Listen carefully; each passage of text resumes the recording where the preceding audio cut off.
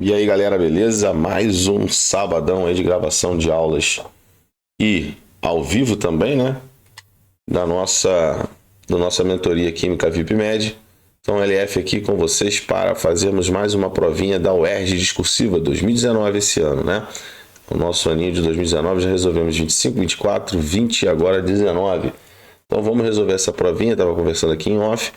Achei essa prova um pouco menos complicada do que 24, 25.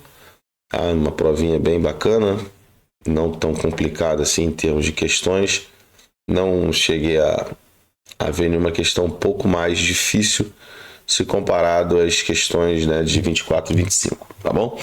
Mas sem mais delongas, vamos lá, vamos logo resolver, que esse é o nosso lema.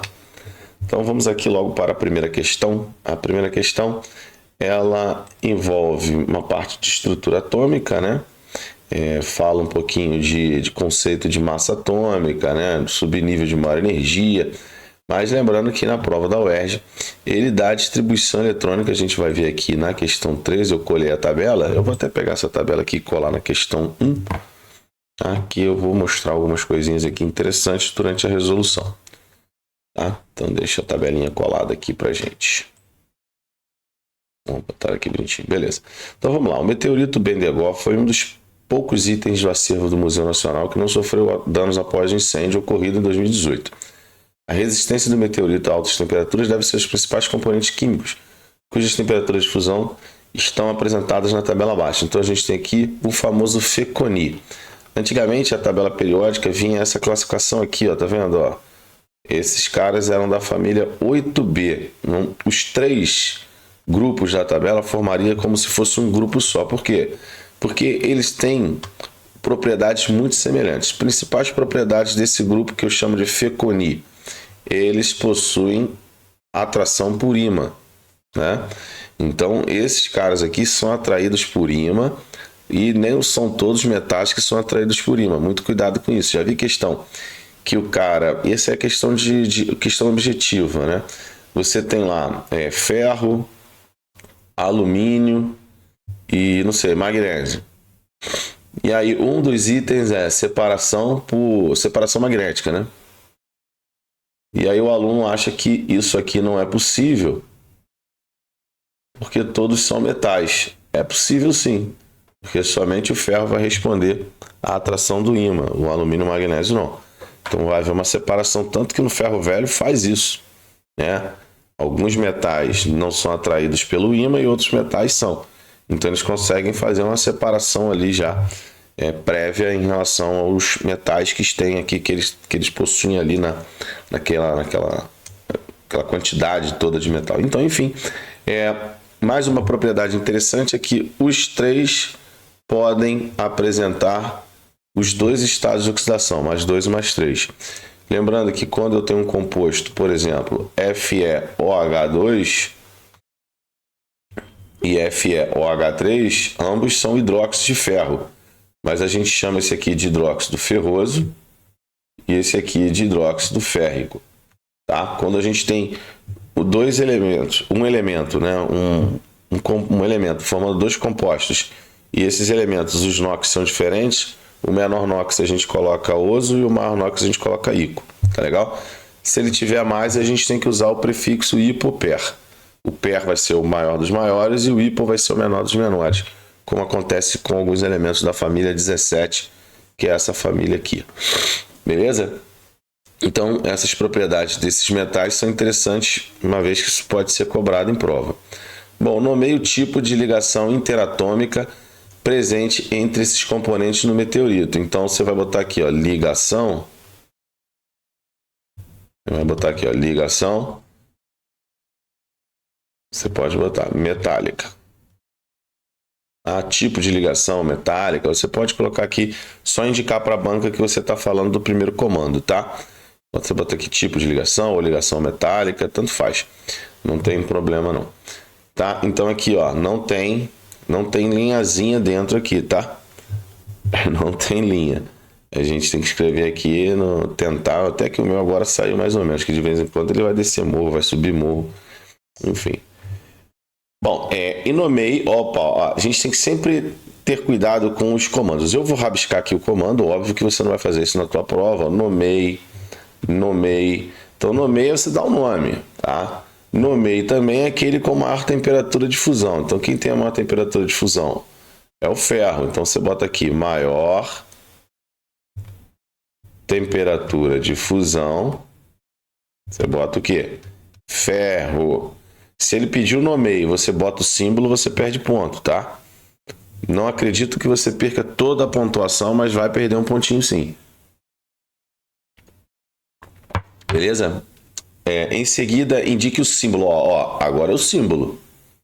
Então, ele quer agora o símbolo do componente de maior massa atômica. Então, quem tem a maior massa atômica, a gente vai olhar aqui, ó. Massa atômica, o ferro 56, o cobalto 59 e o níquel 58,5.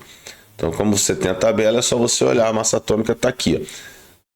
Tá na dúvida quem é a massa atômica? Olha para isso aqui, ó. O que é isso? É a legenda. Então você vai saber o que significa cada coisinha dessa aqui, ó. Lembra que a tabela periódica da UERJ também traz o que, ó? A eletronegatividade dos átomos. Tá bom? Então aqui, ó, olha como é que a eletronegatividade do França é a menor de todas. Olha aí, Júlia. Lembra que eu falei ontem para você? Tá? Então, assim, aqui é o valor da eletronegatividade, número atômico, massa atômica. Mas vocês não precisam ficar assustados. Sempre, massa atômica é o maior valor ou é igual ao número atômico. Quando que a massa atômica é igual ao número atômico? Só aqui. Ó, massa atômica e número atômico são iguais. O resto, a massa atômica sempre é o maior valor, tá vendo? Porque a massa atômica, ela vem do número de massa, tá? Cuidado pra gente não confundir, né? Número de massa. O número de massa é sempre o quê? O número atômico mais o número de nêutrons. Então, é o número atômico mais alguma coisa. Então, quando é que o número de massa vai ser igual? Quando o cara não tiver nêutron. Quem é o cara que não tem nêutron? É só o hidrogênio. Os demais átomos possuem pelo menos um nêutron, tá? Enfim, é uma coisa que a gente, às vezes, nem passa pela nossa cabeça, né? Mas é fácil que aí você não confunde mais. Já vi muita gente boa distribuir elétrons com isso aqui, tá? A distribuição eletrônica do Scandia, o cara vai lá e pega 45. Por quê? Porque está acostumado a ver que o número atômico é o de baixo e o número de massa é o de cima. Aqui está o contrário, não tem regra para botar embaixo ou em cima. Tá? Então, só ter cuidado com isso. Tá na dúvida, olha para a legenda. Beleza? Não pode errar a questão fácil, tá? Bom, então a gente tem aqui o símbolo do cara de maior massa é o cobalto. Então, a gente coloca aqui, ó, maior massa atômica. Maior massa atômica. Aí você indica pro avaliador, ó, CO, acabou. Preciso colocar o número atômico, o número de massa dele, LF? Não. Se ele pedisse representação do átomo, aí sim. Entendeu a diferença? Represente o átomo de maior massa atômica. Aí o que você ia colocar? A massa atômica e o número atômico. Isso é a representação de átomo, tá bom? Só cuidado com os comandos, tá? E o subnível de maior energia do átomo de níquel. É agora que eu queria mostrar para você, galera. Ó, essa família aqui, essas duas famílias aqui, A1 e A2, os elementos, por exemplo, na 1 terminam com S1 e na 2 terminam com S2. Aqui todo mundo vai ser S2P1, aqui S2P2, aqui S2P3, S2P4, S2P5, e aí tirando o hélio, né? Obviamente que o hélio é S2, ele era para estar até aqui. Aqui para baixo do hélio é S2P6. Então eu já sei que todo mundo aqui tem 3 elétrons na última camada. Aqui tem 4, aqui tem 5, tá vendo? É a soma. 6 e aqui 7 e aqui 8. Tá bom? O que a gente também pode fazer aqui, ó, D1, D2, D3. Cuidado, o D4 é S1, D5. Tá? Muito cuidado, que o D4 ele é anômalo. Um elétron do S2 vai para o D4 para virar D5, tá? Aqui é o D5 mesmo. O ferro é D6. O cobalto é D7. O níquel é D8. Aí, de novo, ó, no D9 vai ser S1, D10. E aqui o zinco ele é D10. Tá? Então, no 4 e no 9, um elétron do S sai, um para ficar D5 e o outro para ficar D10. Tá bom? Isso é uma distribuição eletrônica anômala que ocorre nos elementos da família do cromo e nos elementos da família do cobre. Tá legal? Então, isso aqui, tá, ocorre nessas duas famílias. O certo, quer dizer, o certo, né? O esperado era para que isso aqui fosse D9 e isso aqui fosse D4, mas não é, tá bom? Então, muito cuidado com isso, tá? Isso aqui era para ser S2D4, não é. Isso aqui era para ser S2D9, não é. S1D10. Um elétron do S vem para cá e o outro elétron do S vem para cá. Beleza? Ele que é o subnível, né, de maior energia do níquel. Então, a gente sabe aqui pela posição que o níquel vai ser o quê? D8. Mas é o que D8? Ele vai ser o que D8? Aí a gente tem que lembrar o seguinte, que os elementos da família D, a gente tem que pegar o ND dele, esse N aqui, não é o último subnível, é o penúltimo. É a penúltima camada. Então, como é que a gente sabe a última camada? A gente olha o período. Ó, o período aqui é 1, 2, 3, 4. Então, o níquel está no quarto período. Se ele está no quarto período, ele tem 4 camadas. Então, ó, quarto período. Vou escrever aqui, ó. Quarto período, ele vai ter 4 camadas. Logo, quem é a penúltima camada? A penúltima camada, se ele tem 4, a penúltima camada vai ser quem? O 3. Então, na hora de representar o subnível de maior energia, eu vou representar ele como sendo 3D. Posso colocar o número de elétrons aqui? Não tem problema, tá? 3D8. Beleza? Mais uma vez, ó. Se eu tivesse um cara da família do grupo D, da galera do grupo D, e ele tivesse no quinto período, como é que eu represento o subnível de maior energia? 4D. Então é sempre pegar o período dele e diminuir 1. Mas isso só ocorre aqui. Tá legal? Se eu fosse pegar a distribuição eletrônica, qual seria o subnível de maior energia do potássio? O potássio está no quinto período, ele é 5S1. Então, para essa galera aqui, do bloco P, do bloco S, perdão, e do bloco P, a gente não subtrai. É normal, o período indica a última camada, tá? Então, vamos fazer aqui um resumo. Ó, bloco S e bloco P, o subnível de maior energia é a última camada. Beleza? Logo, vamos pegar aqui um exemplo. Como eu falei ali, o potássio.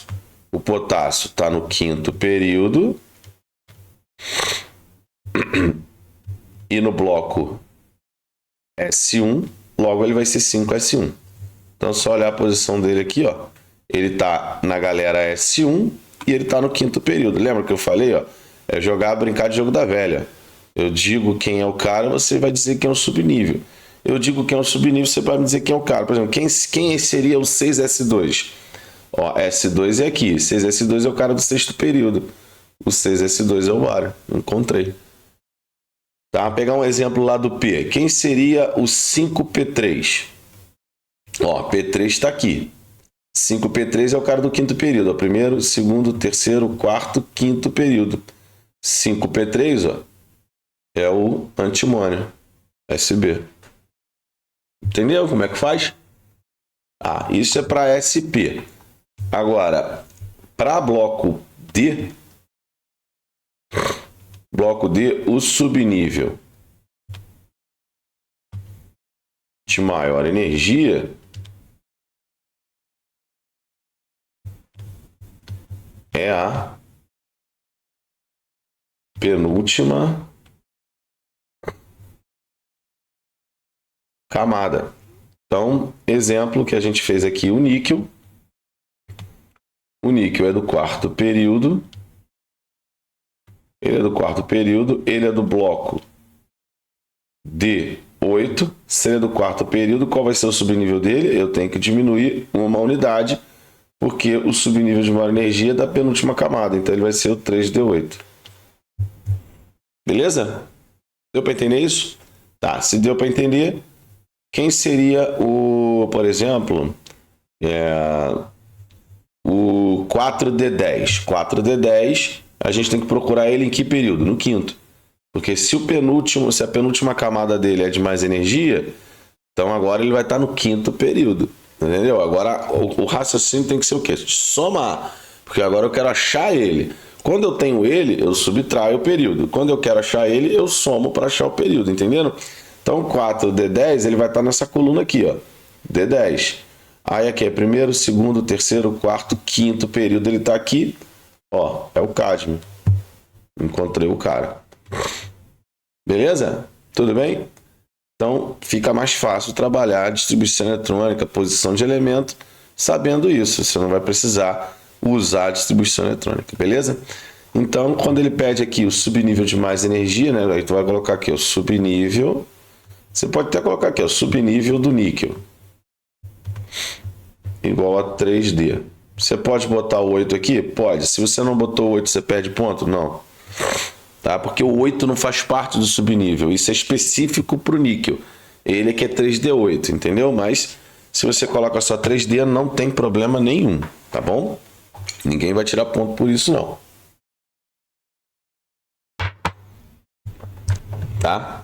Bom, é isso aí. Terminamos a primeira questão. Vamos para a segunda questão.